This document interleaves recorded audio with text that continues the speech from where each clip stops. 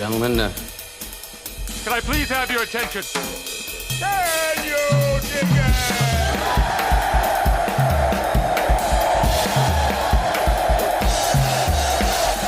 Greetings, dear listeners. This is Jonah Goldberg, host of the Remnant Podcast, brought to you by the Dispatch and Dispatch Media. We have a Remnant fan favorite on today. We have, our Anglophilic audience is constantly demanding more Brits, and particularly Matt Ridley, who's among the best of them. Matt's books have sold nearly 2 million copies. They've been translated into 31 languages. And they've won a whole bunch of awards. We're not going to get into all that. And he's got a new book out on a topic that literally I can't go a day without people demanding we talk more about, which is birds, sex, and beauty. The extraordinary implications of Charles Darwin's Strangest Idea. Matt Ridley, welcome back to The Remnant.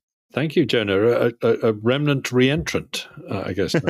Thank you so much. It's lovely to be able to talk on what is a cold, dark evening in the UK about the beauty of birds in the springtime. I forgot you're in the UK.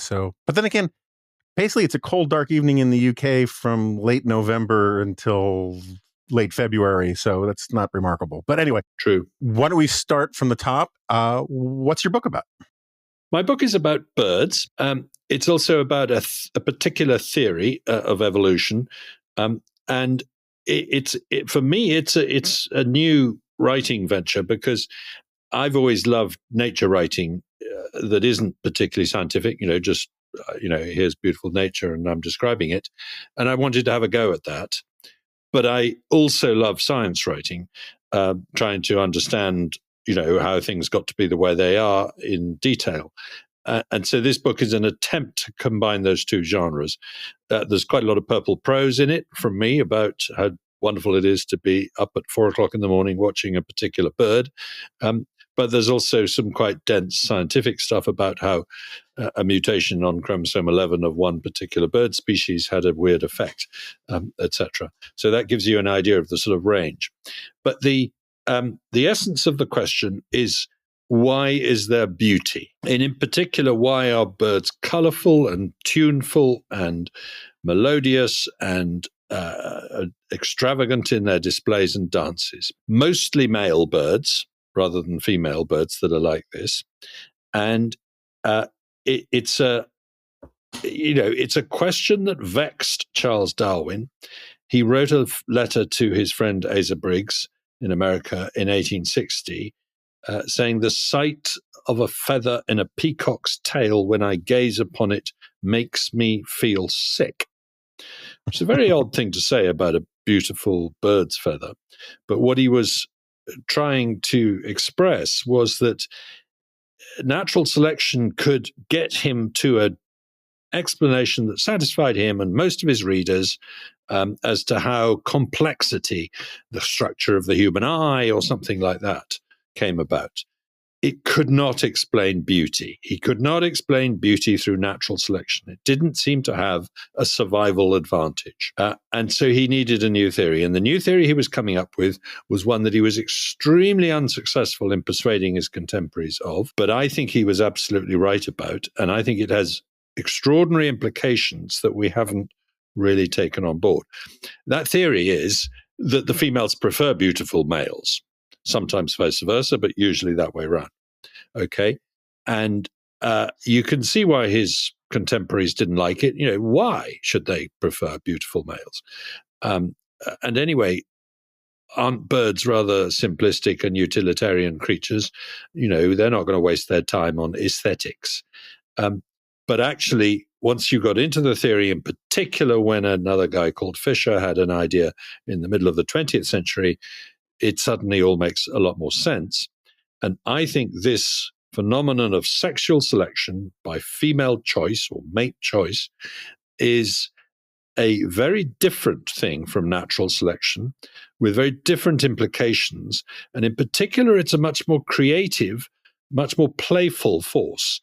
And it can produce color, but it can also produce sort of experimental designs in a way that natural selection often doesn't. So the the bottom line for the reader of my book is that we have been underestimating the importance of mate choice as a driver of evolution. But the way I get you there is by taking you before dawn to a spot on a hill near where I live, where a particular bird does an extraordinary thing, which is that brightly colored males gather together in a group and strut and dance and fight with each other for a couple of hours around dawn every day for months on end. And this is called a lek. And so just describing this and how bizarre it is the first thing I do. And then the second thing I do is try and explain it in terms of Darwin's idea. Okay, we're going to get to the lek in a second. I should say, just it's going to be a long time before I have another opportunity to make this point. My parents got married in part because of an ornithologically related mating ritual. My dad took my mom very early on after they met to the Central Park Zoo, to the old birdhouse. There are all these fancy birds. I write about this in the eulogy I posted to my dad. Oh, wonderful. They took her to the birdhouse. There are all these fancy birds, and then they're off in the corner. There was this one bird that my family has always called the hop bird ever since. And I don't know if this was about the breed or if it was about this individual bird, but my dad was fascinated in this bird. And he would say, look at that bird. Every minute or so, it would just hop once straight up in the air and back down. And my mom thought it was hilarious. And it was because my mom thought it was hilarious that my dad said, okay, this is the one. Because either you got the hot bird or you didn't. Either you thought it was funny or you didn't. And that became like his test. You know, like there are all these tests that women have for men about whether they're, you know, do they open the car door? Do they unlock the car? All that kind of stuff. For my dad, it was, do you think the hot bird is hilarious? Yeah. She got the joke and she laughed. And that was how, and the fact that this was his test for her was convinced my mom, okay, this is the kind of guy I want to marry. So anyway, put that aside. That's interesting in one respect. My book is not about human beings, and I make that quite a strong case, but I do have a chapter at the end saying, what does the theory of sexual selection mean for human beings? And one of the theories is that quite a lot of what we use our big brains for is connected with seduction and doesn't really have a survival value. Humor is actually quite a good example of that, and one that I emphasize in that chapter. That there doesn't seem to be any point in humor except to impress the other sex, and it often is quite a seductive thing to be funny. Okay, I want to put a pin in the humor point and get back to that in a bit too, because I'm not sure I agree with that. But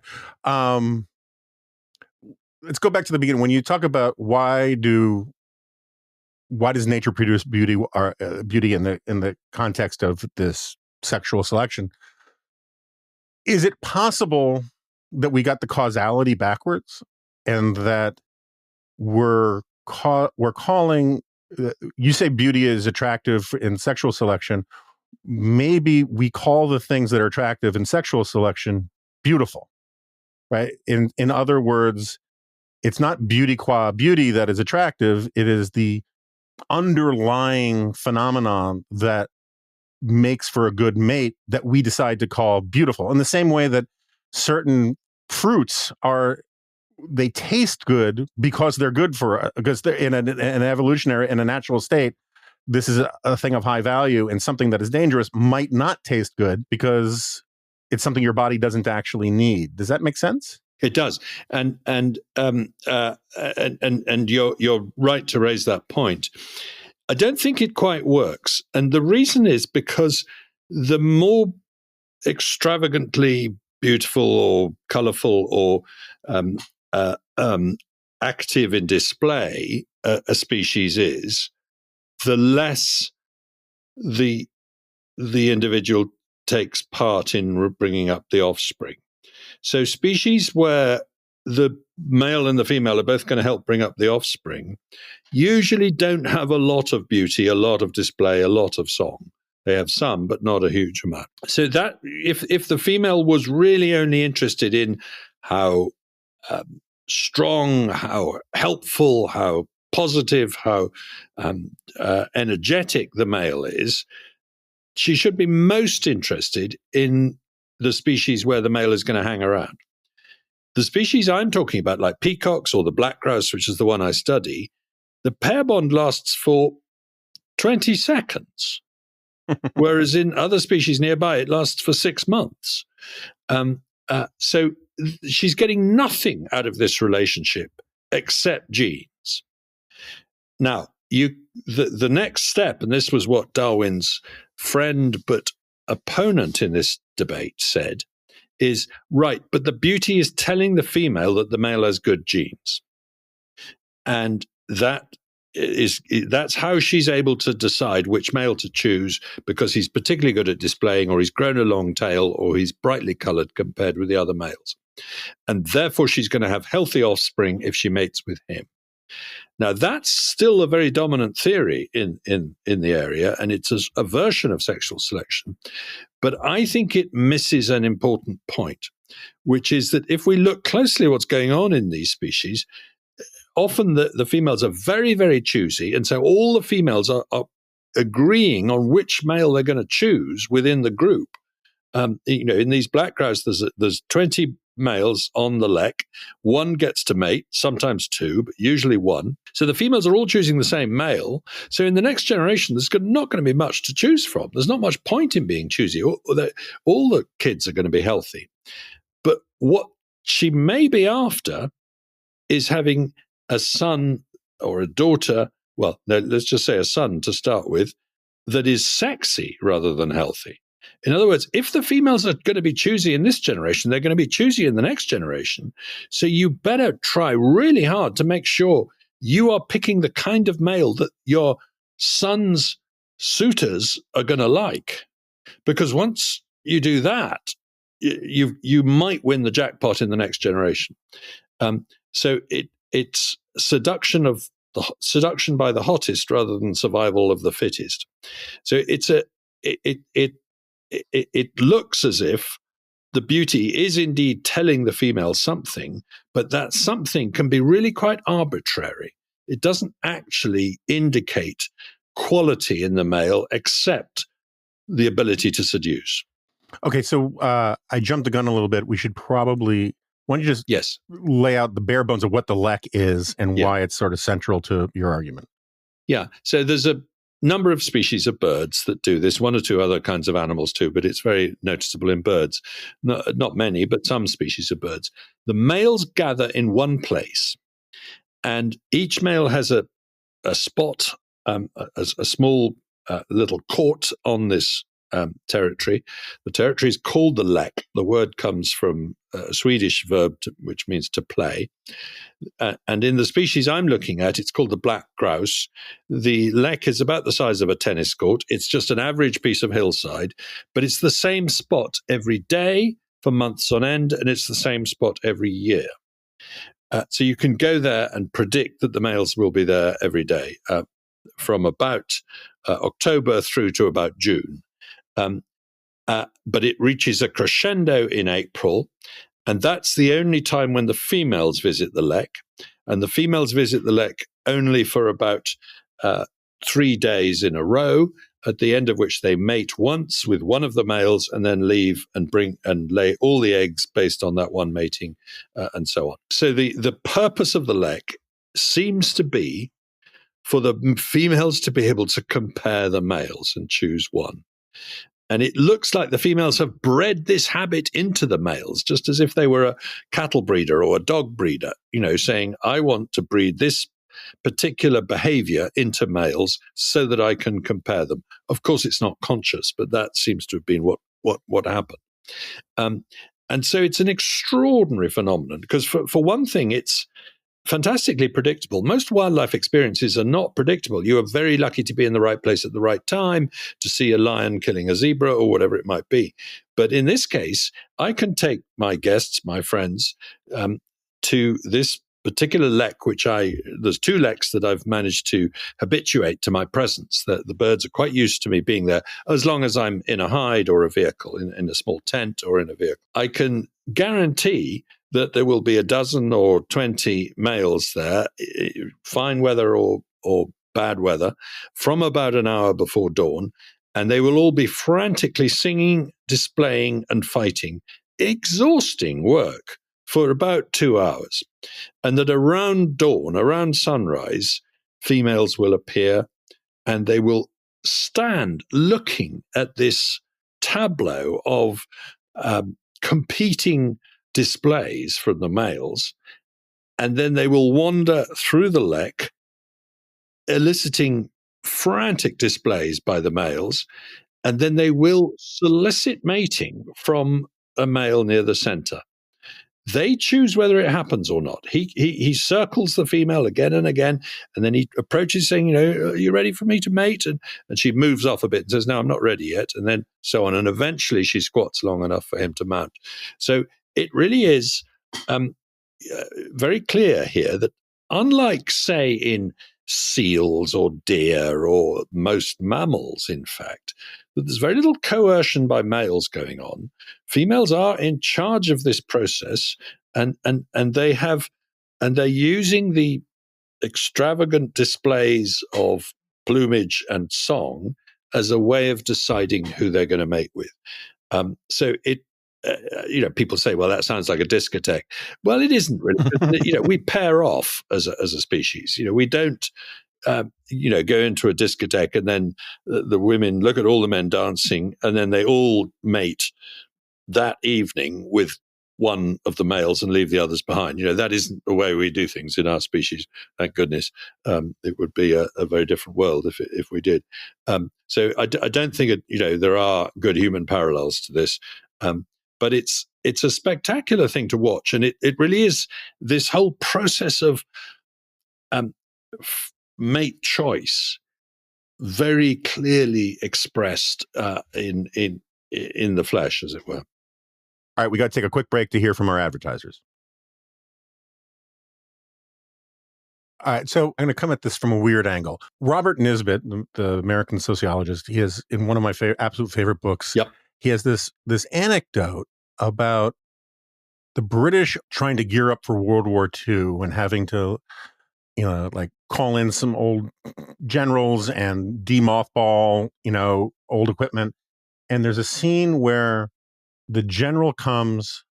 They've got the artillery out and they're testing it and they're practicing with this artillery that they haven't used since World War I. They can't figure out that part of the routine of how to do it, or the ritual of how to fire this thing, has like three of the soldiers sort of rotating back and holding their arm up with one hand and when the gun fires.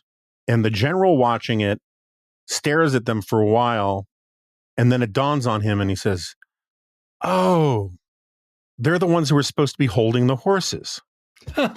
And again, it could be a just so story, who knows, but it's a great little explanation about how traditions sometimes outlive the utility that they grew out of. And it feels to me that, more about, in fact, much of what I learned about evolution, I learned from you in your earlier books. So you obviously know a lot more than I do. But the whole debate about nature versus nurture, everybody basically agrees at this point it's a both and not an either or, right? Isn't it possible that when it comes to evolution, that in some cases it's natural selection, and in other cases it's sexual selection? And if sexual selection has been working well for that species, or not even working well, it's just been working to the extent that there's no reason for it to stop working. I don't know how horseshoe crabs mate. I'm terrified of them. They're hideous creatures. I think they're not dangerous. Oh, I can't stand them. On the east coast of Long Island Sound, it's full of them, isn't it? It's We don't have them over here in Europe at all.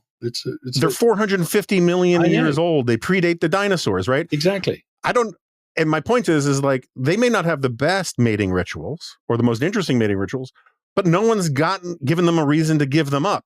Could it be that this lek has just simply worked for these birds, and so the sexual selection works, but for other species, natural selection is the better? My point is, can't it be a both and rather than an either or?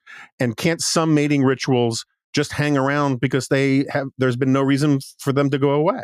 The answer to your question, of course, is yes. And this, I'm not saying that natural selection doesn't happen. Of course, natural selection is the main motor of evolution. Survival of the fittest decides upon, our appetites and our appearance and our senses and our digestive systems and all those kind of things. None of that is decided by mate choice, but mate choice can nonetheless be one of the factors that, choice is what natural selection is. It means, the word is selection, right? And so in every generation, some creatures are surviving and breeding better than others, right?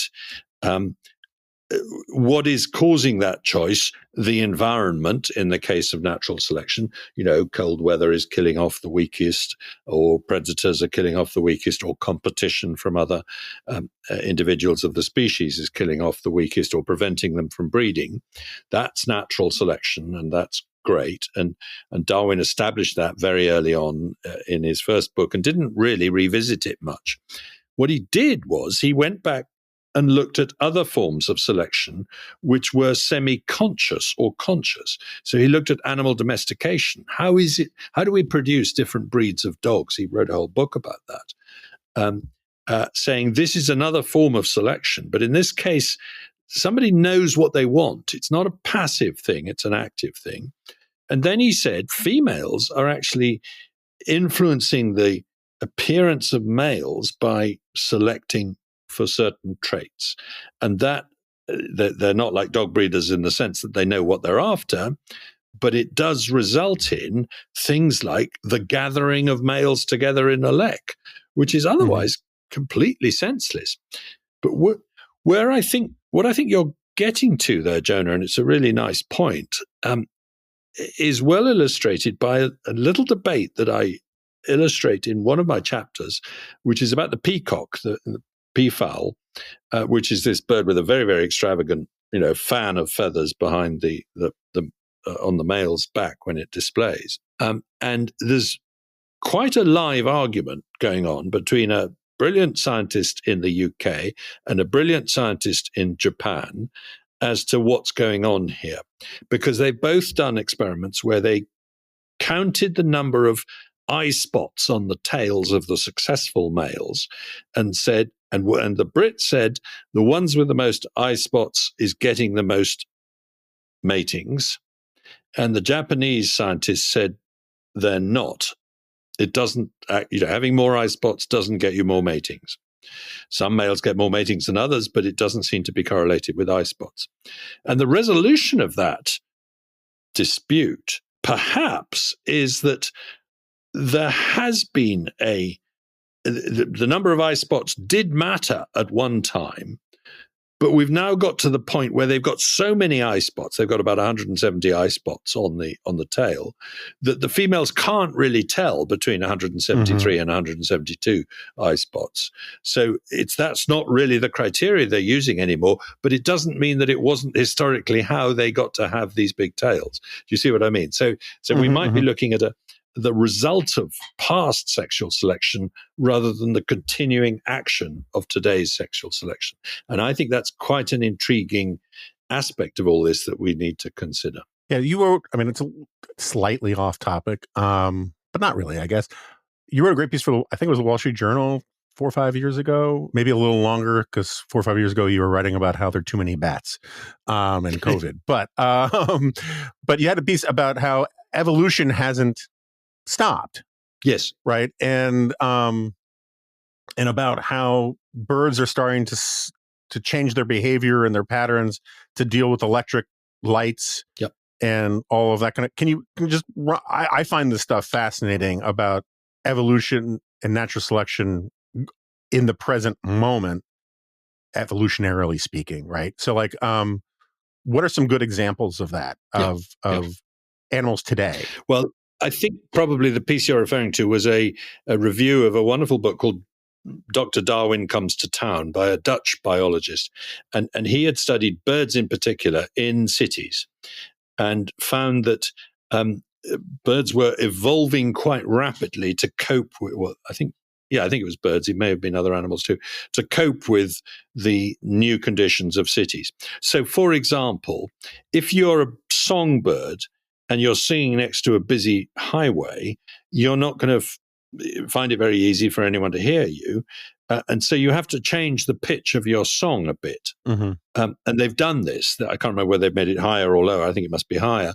And so they've done that through natural selection. So, the females couldn't hear the males that had the wrong frequency, and they could hear the ones that had the higher frequency, and so they were more successful. So, and he gives lots of examples of this, of how the genetics of the entire species is changing to enable it to adapt to a city through the changing selection pressures that the city brings. Now, the obvious question is this happening in human beings too? And Nicholas Wade has written about this in books, and other people. There is actually lots of evidence that evolution continues in our species today, not very fast because we're a slow breeding species. Our generation time is 25, 30 years. But, let's take a relatively recent example in terms of evolutionary timescales anyway, and that is the ability to digest lactose, right, in milk. All mammals can do this as babies, but the gene for producing the lactase engine that digests lactose gets switched off at about the time of weaning, because you don't need it anymore. You're not going to encounter this sugar anymore. So there's no point in having it. And the same is true in human beings. We switch off the ability to digest lactose at around 3 or 4 years old in all our bodies. Well, do we? No. About half the human race does not switch it off. Now, that half of the human race happens to be the half which have a history of dairy farming. Mm-hmm. Now, isn't that lucky? The guys with the mutation for digesting milk more efficiently were able to take up dairy farming. That's fantastically lucky, isn't it? No, of course not. It's the other way around. The guys who took up dairy farming got some benefit from the milk, but they got quite a lot of indigestion too if they drank the milk as adults. And then one day somebody was born where the gene failed to switch off. And that guy really did well because he got much more out of every milk meal than his compatriots. And so he got the biggest number of wives and had the most children. And so his genes spread. Now, this happened around 5,000 years ago in my lineage, and it happened around the same time in various African lineages. We can actually trace these mutations and see when they started. And so the adoption of a cultural practice, keeping dairy cattle and milking them, the adoption of that practice altered the genes in our genome in some members of the human species. That is evolution by natural selection. And I can tell a very similar story about blue eyes and pale skin in Northern Europe as an adaptation to vitamin D deficiency in a culture that starts to live off grain with relatively low levels of vitamin D in it, etc. So what do you make of this is a hot topic, it ebbs and flows, but a sort of mating in the U.S. insofar as you take Charles Murray's book Coming Apart, where Charles argued that, it used to be if you were the CEO of Maytag washing machines and you lived in Newton, Iowa, you married your secretary, or you married, some other, girl from church or whatever, but somebody from your community. But because of the sort of creative destruction of capitalism and the concentration of corporate headquarters in a couple of places, in effect, cultural emancipation of women, you now have people, like David Brooks used to talk about the wedding announcement page of the New York Times as essentially a stand-in for corporate mergers, because it's so-and-so from so-and-so's daughter from Goldman Sachs, merges with so-and-so's son from, Wells Fargo and that kind of thing. And, one of the arguments you'll hear is that the rise in autism, contra Robert F. Kennedy, is at least partly explainable from very high IQ people marrying other very high IQ people. And that tends to cause offspring further along on the spectrum, right? I'm not saying it's the only explanation. I think it's a better explanation for some cases than vaccines or any of that kind of stuff. But my point is that there's a sociological component about the sexual selection component of human mating among elites is having sociological and cultural consequences in all sorts of ways, and maybe even evolutionary ones. How do you think about all of that? I think you've described it very well. I think there's no question that it's a real phenomenon. Assortative mating is the phrase that's used for it. And as you say, the professor married the girl next door or his secretary 2 generations ago. Now he marries a fellow PhD or a fellow professor. And that and vice versa in terms of people at the other end of the educational spectrum, and that means that you are getting a professor squared, if you like, right, as an offspring, and that is going to. I'm pretty sure that is part of the explanation of schizophrenia. Probably is relatively common among the children of Nobel Prize winners, for example. And there is a tendency for very clever people to be able to tip over into various forms of psychosis or whatever, and that may be true for autism. I don't think it's the only issue with autism. There's other issues as well. Age of parents, which is another. Yes, age of parents, diagnosis, and I think environmental triggers maybe. You can't rule them out. There's something going on there that we need to understand because the increase is so dramatic. But there is no doubt that the assorting. This is the big effect here is women getting access to proper education, so they then are able to choose the kinds of mates that are similar to them rather than settle for men before that were marrying women and they didn't know whether they were clever or not because they hadn't had a chance to get educated or whatever, etc. So I think it's a real phenomenon. It's a relatively marginal one. I think there are plenty of Goldman Sachs tycoons who marry people for other reasons than their brains or their wealth. As well, so I think that there is plenty of mixing going on in the human population, and we are, the class of, as it were, potential mates that you can choose from because of communications and the internet, etc., is so vast that it's not as if the assortative mating is driving us into tiny little clusters and tribes where we're going to become inbred or anything like that. That's not the risk. But I think this is happening. And I think, if you look at human mating systems, there are surprisingly strong male-female differences in preference that continue to express themselves. So, for example, I believe this is true, today, there's a lot of wealthy women, independently wealthy women, that was not true 100 years ago, where women mostly became wealthy only through their husbands. Those wealthy women have, if they want a wealthier husband, have a much less choice than they would if they don't mind a poor husband. But on the whole, they do want a wealthier husband. Women don't lose the interest in the resource holding potential, I think is the phrase evolutionary psychologists use, of a potential male mate, just because they've got high resource holding potential, if you like. That's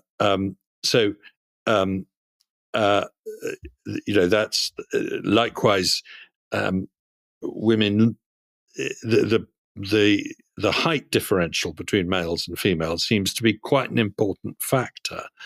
If you run a dating service, don't think such things exist anymore because they've gone online, but when they did, I'm told the number one rule is you never set up a woman with a man who's shorter than her. That it can work, but only if he's extremely rich. And women, but women are quite tall quite often these days with, great nutrition and things like that. But a tall woman would still prefer a taller man rather than a short man, sort of thing. Now, I'm getting into human mate choice, which my book is not about, and I'm not an expert on it. So you've lured me off my patch and probably got me into trouble, some of the things I'm saying. Let me go back and stress that extravagant plumage in birds is nearly always in species that don't form long-term pair bonds like we do. So you wouldn't expect to find extravagant behaviors or appearances in our species. But there is this one theory out there that Geoffrey Miller wrote a very good book about called The Mating Mind, where he says we don't have a good explanation for why the human brain swelled rather suddenly about 2 million years ago, to become simply enormous in proportional terms. It didn't happen to any other animal living in the same habitat. It didn't happen to animals living in large social groups.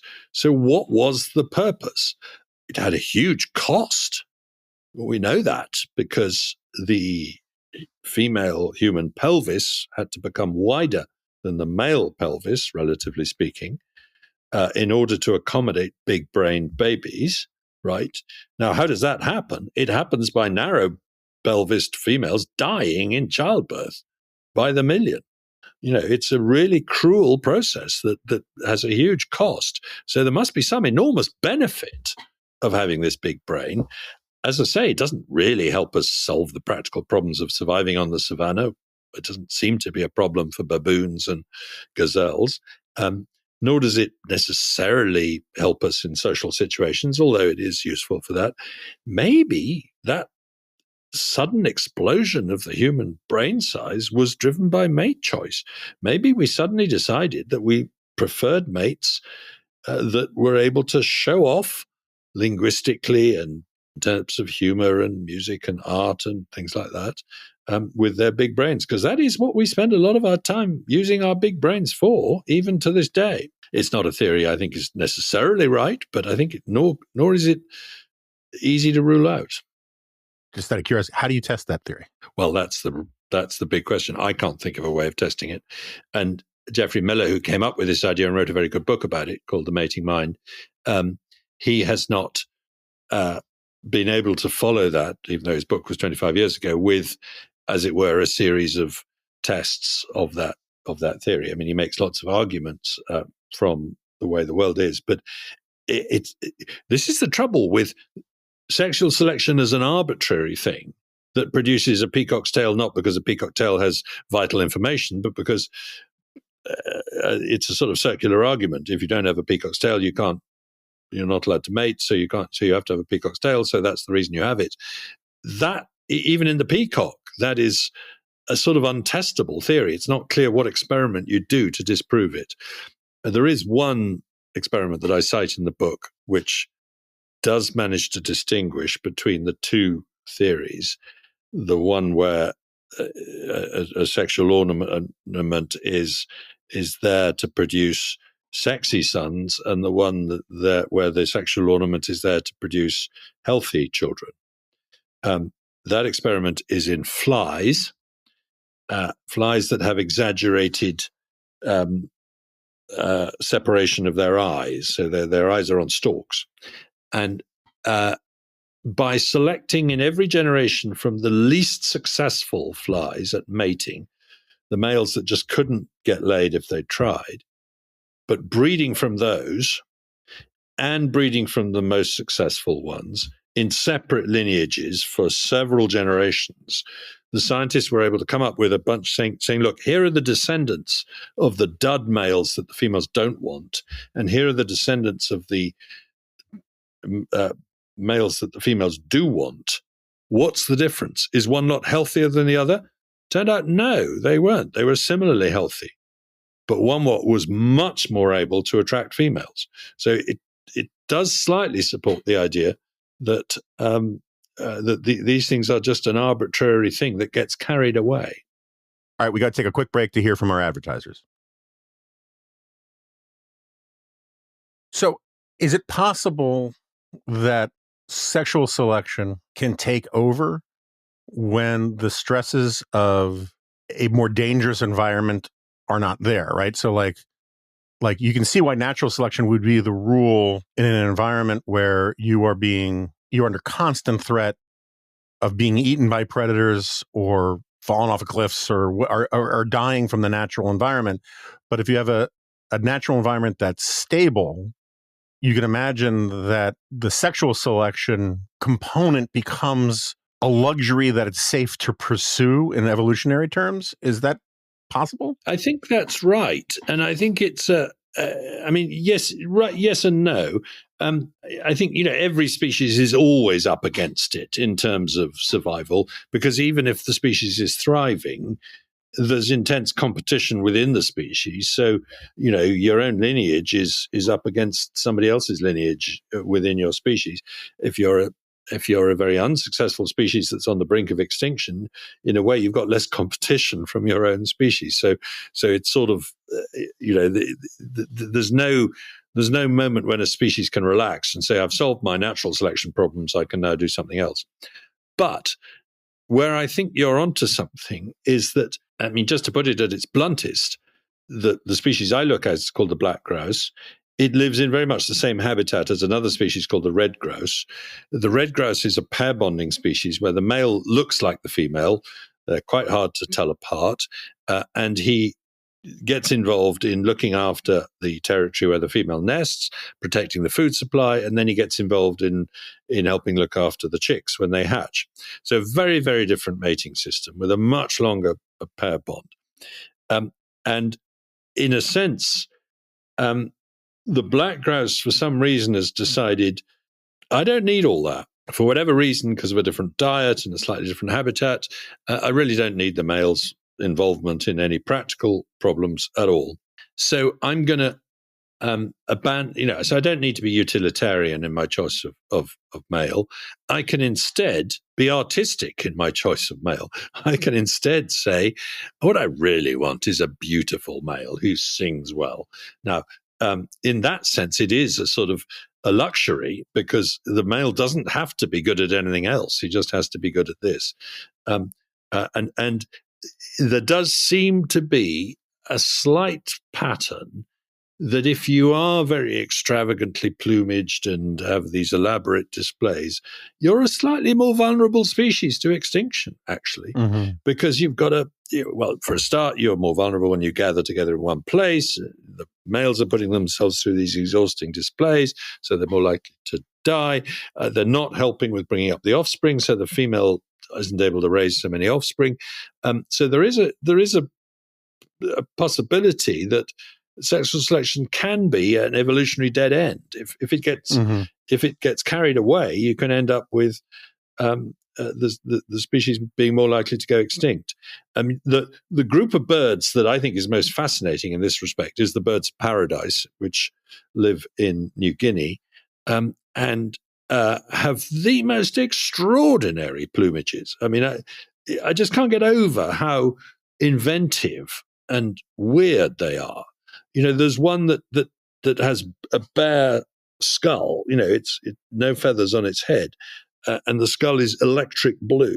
There's another that when the male displays, he disappears into a sort of black hole in space-time with a smiley face painted on it, and it's almost impossible to work out how he's done it. It's a sort of it's a shape-shifting thing that is really extraordinary, and the blackness of his feathers is blacker than the blackest paint that human beings have invented.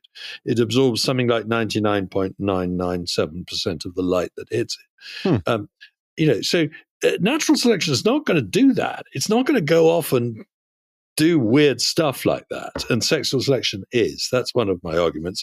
But does it make the superb lophorina, the black bird, does it make it vulnerable to extinction? Possibly. So I keep thinking about this in terms of humans. And I like the I mean, concession's the wrong word, but the allowance for the fact that sexual selection could be a dead end, right? I mean, I think that's a very interesting point. It's like, because there are a lot of people when they talk about evolution, it's kind of a hidden Deus ex machina kind of argument, and that everything was intended, and evolution has a purpose is purposive in a way that I think so can really steer teleological. people.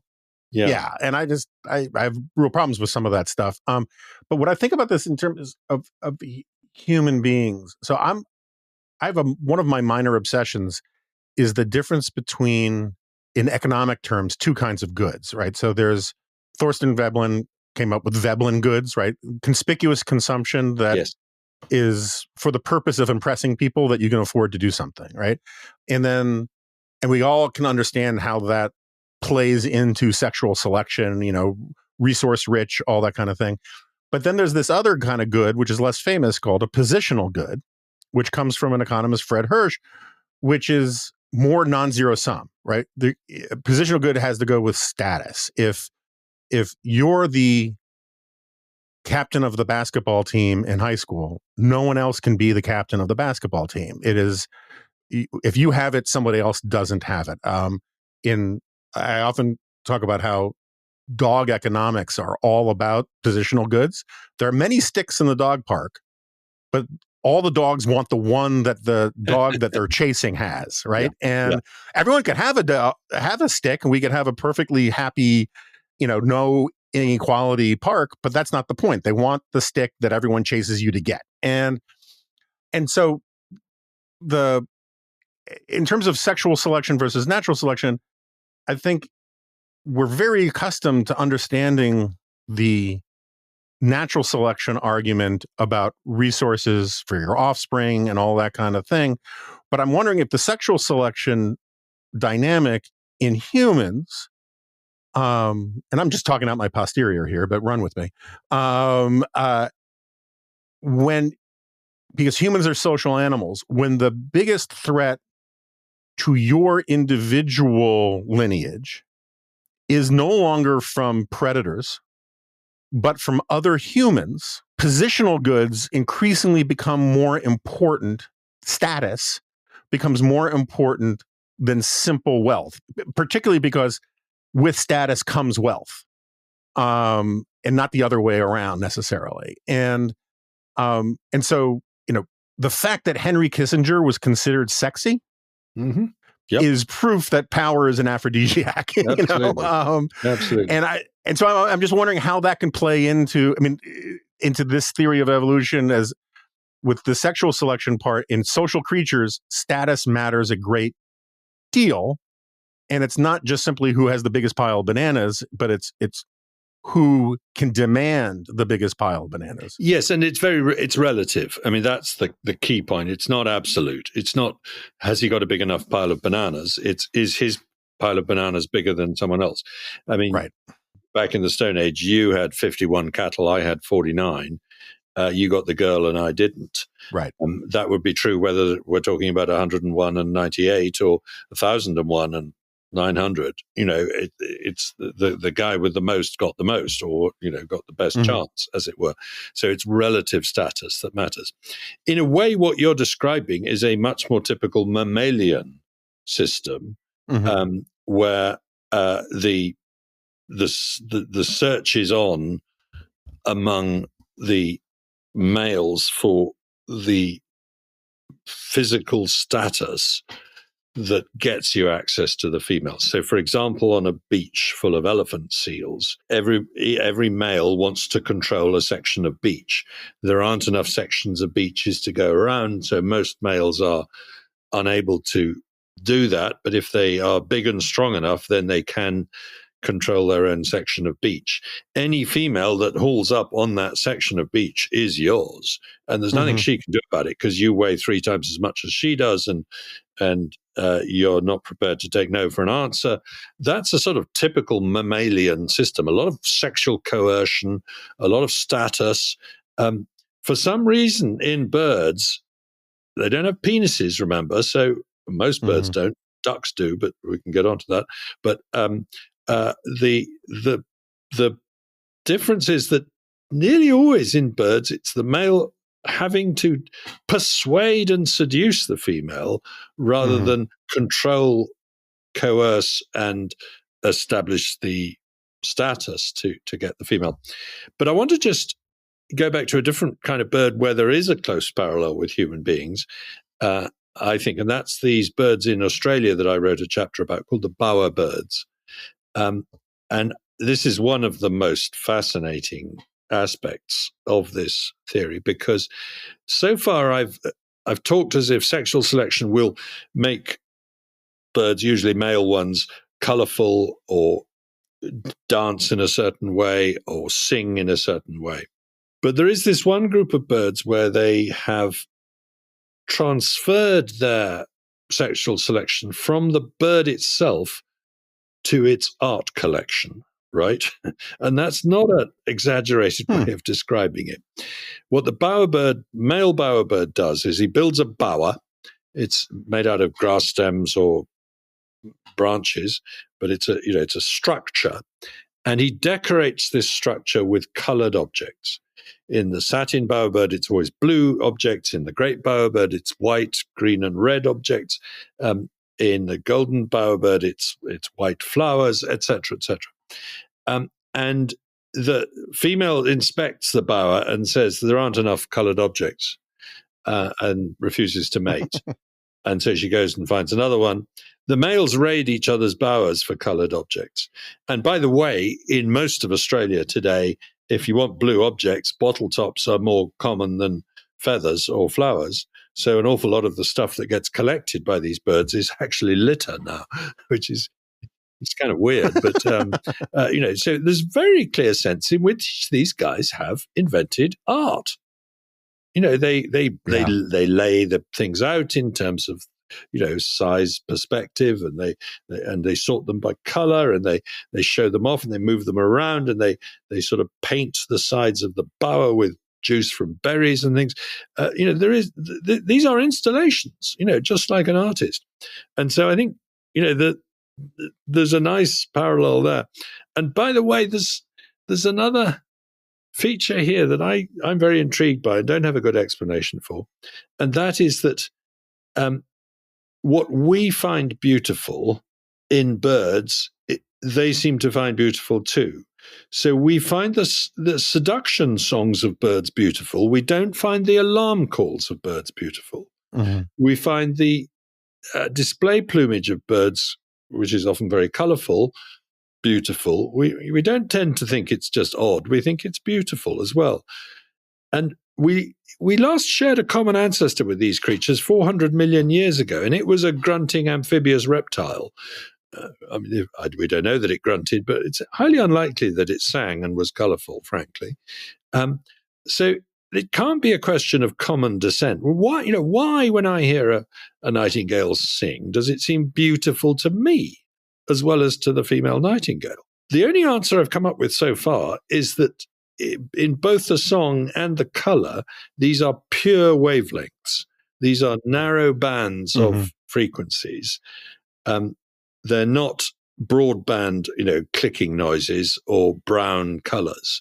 And it's harder and purer to make. It's harder to make them, and they're purer colors or purer sounds.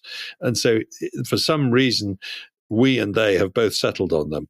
But, a beautiful song by a male or a female is an incredibly seductive thing in our species. I mean, listen to what they sing about for a start. Love. 90% of songs seem to be about love. So there's stuff going on there that we haven't fully appreciated. I don't want to abuse your time, but I should ask you, just as a follow-up, since the last time you were here, about your last book, I think it was your last book, right? It was the where do we stand on, it feels to me that you've won the popular argument that the layman, and I don't mean the ignorant masses. I think just like the common sense people think that the case for a lab leak is very, very, very strong. but among elites, it is particularly among the specific, WHO style public health official elites. It is a much more contested proposition. That's exactly right. And it's very frustrating because people often say to me, you must feel vindicated, you've won the argument. And I say yes with ordinary people, and yes with quite a lot of scientists in private. But in public, Nature magazine, Science magazine, the Royal Society in the UK, the National Academies in the US, the World Health Organization, they haven't conceded that this was definitely a lab leak, or even most likely a lab leak. And they're hoping they don't have to, even though they do admit that it is possible. And I find that rather annoying, and I'll tell you particularly why. Before the pandemic, the World Health Organization quite often expressed the view that laboratories might become the source of the next pandemic. They quite often said, we need to do something about the fact that labs are doing more and more dangerous experiments with viruses, and these could lead to a pandemic. It's maybe even more likely. One of them said, a senior World Health Organization official said in, I think, 2018, it was certainly before the pandemic, it may even now be more likely that the next pandemic is going to come out of a lab rather than out of nature. Now, what happens the moment we do get what almost certainly, in my view, was a lab-derived pandemic? They stop talking about it. Because if they feel that if they do, they're conceding that I might be right. And they don't want to do that because they think that'll reflect badly on science.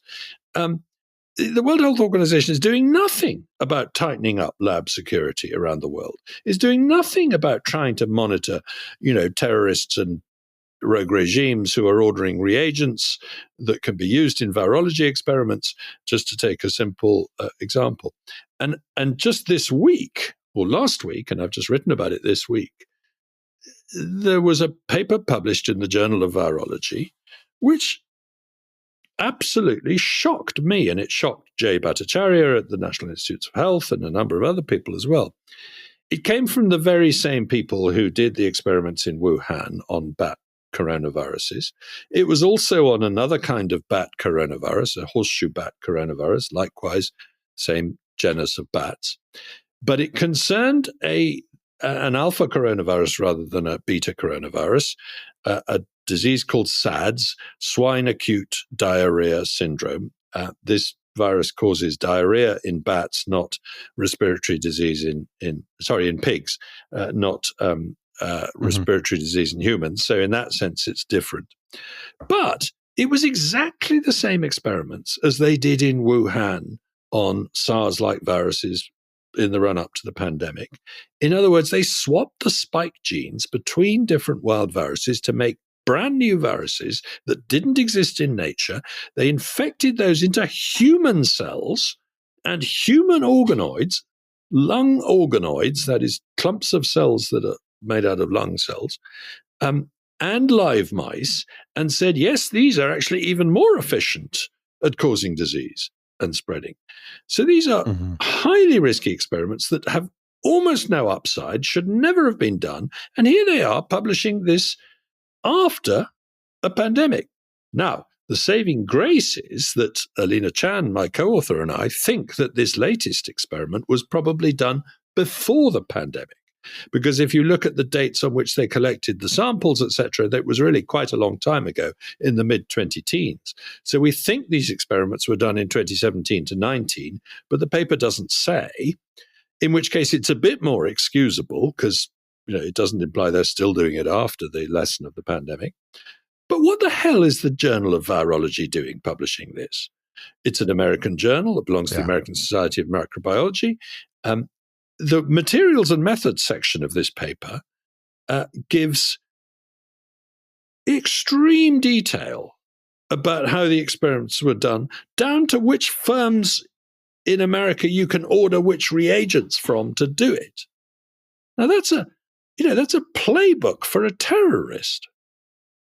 And I just can't think what went through the mind of the editor of the Journal of Virology when he said, we'll publish this in the wake of what happened in 2019, I should say. So there you go. You've got me on a little bit of a high horse. So I just want to come to your rescue slightly, or make news because you disagree with me coming to your rescue.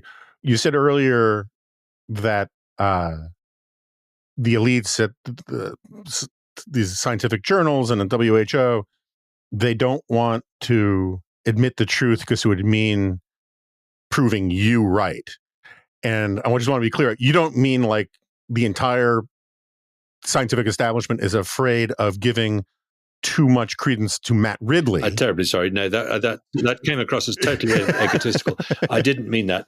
I meant proving the right. claims that you make in your book and the arguments you make in your book, which would be devastating for a lot of people in the scientific establishment. And which would mean that the reputation of science was harmed. That's what they're concerned about. And so I wanted to clean that up because I could just hear people clipping that out of context, and that makes me sound ludicrously egotistical. That wasn't what I meant at all. And I know that's not you, so that's why I wanted to clean it up. But the second question, the related question, follow-up question on that is, how much of it is the professional vanity of the scientific establishment, and how much of it is fear of China, and China's influence, particularly in things like the WHO? Is it mostly the intellectual vanity and refusing to admit error, or is it how would you parse out the motivations there? Well, scientific journals depend very heavily now on Chinese scientific teams publishing in them. They bring good fees. They publish a lot. The scientists in China are rewarded financially for publishing in Western journals. So you can see that there's a commercial self-interest going on there. But I don't think that's the big deal. I think there's another factor that was at work in the run-up to the pandemic. We know that the team in North Carolina that developed most of these techniques for coronaviruses, Ralph Barrick's team, we know that they were in contact with US intelligence.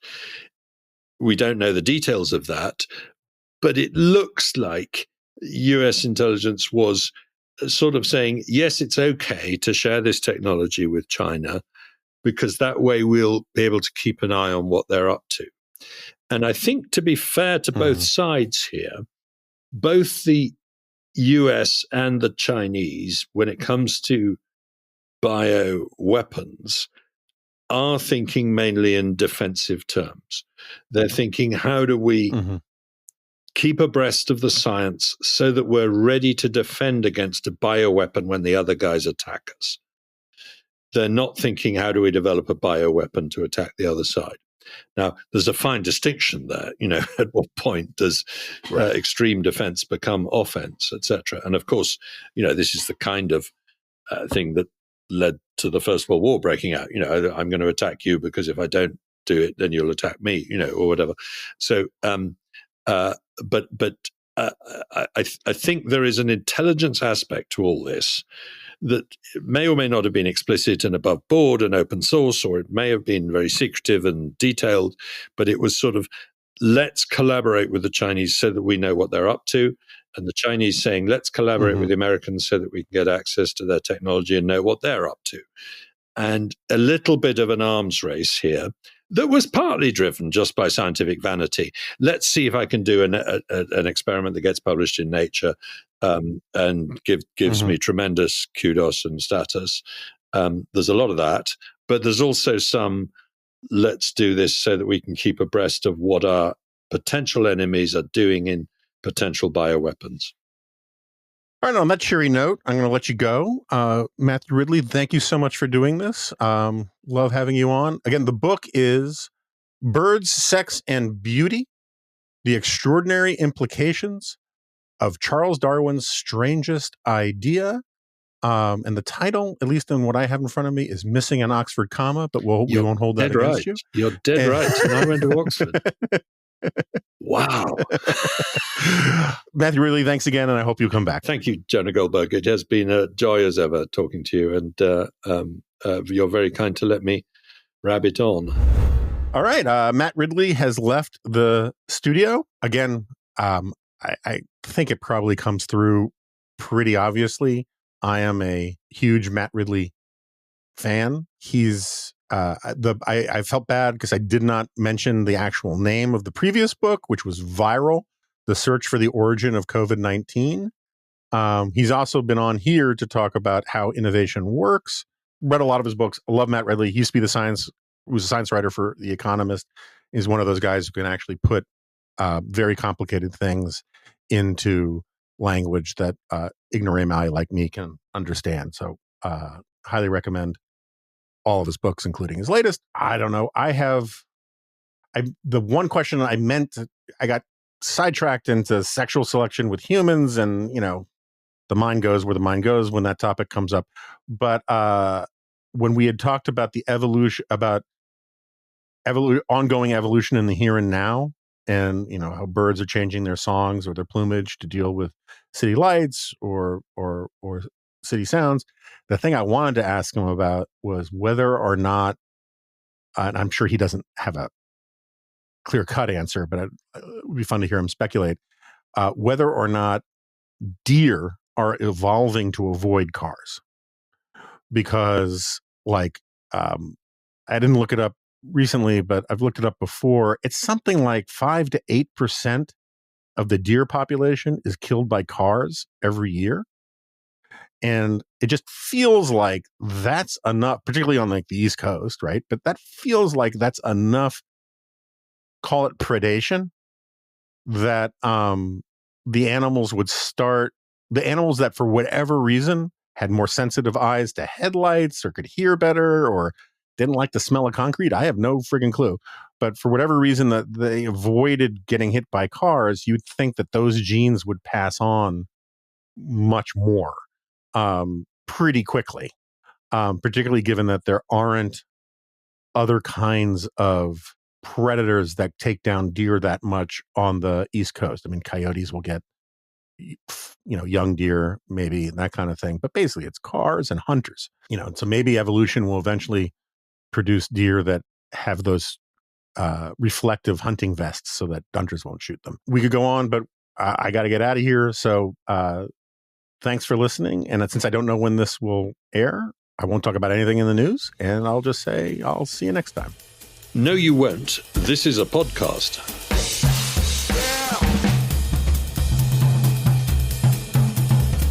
Shout out to a few folks who joined as premium members this week: Brian Keeter, Doug Anderson, and Dan Farner. We're glad to have you aboard. And as always, if you've got questions, comments, concerns, or corrections, you can email us at remnant@thedispatch.com. We read everything, even the ones that have the mattress tags ripped off.